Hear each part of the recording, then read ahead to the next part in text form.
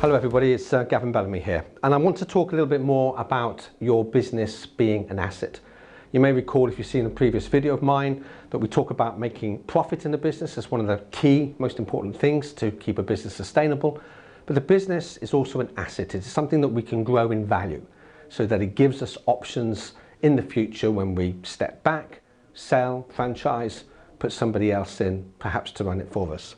So let me talk through some numbers with you, and hopefully you'll get some ideas about how you can move through these numbers by yourself. So these numbers represent the average value of a sale as a multiple of EBITDA in 2016, and that probably sounds quite complicated. So for those of you that aren't accountant minded, let me explain what EBITDA is very briefly. It's essentially net profit, but it's a little bit more sophisticated than that. It's earnings before interest, tax, dividends and amortization. It gives us a sense of what a business is worth. So as a multiple in 2016, the average business sold for 3.3 approximately. That's across all sectors.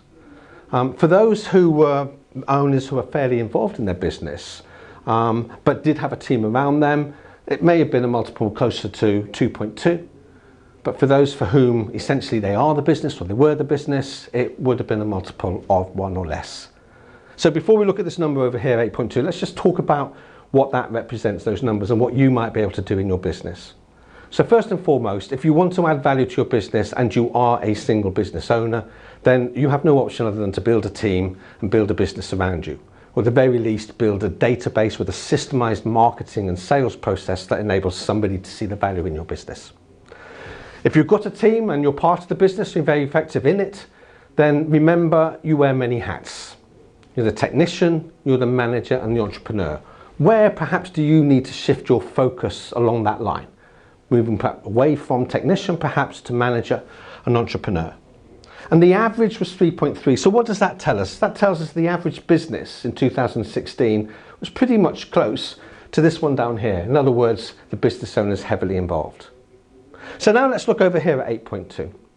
So that's really the starting point for businesses that are heavily systemized, where the owner is not required to turn up. He's got a team in place, or she. They've got systems, they've got processes. Things are working fairly smoothly. And in fact, many businesses secured a multiple much higher than that. Let's step back and just think about what this actually means.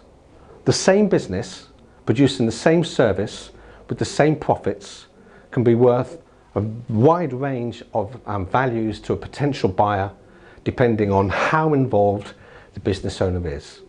So here's the key learning, and it may be a bit challenging in our thinking. If you want to add value to your business, you may need to step back from it. So if you're wondering about how you might do that, please feel free to book a call with me. We'll have a coaching session, or we'll have a business review, and we'll start to get into these numbers and see how we can move you through them.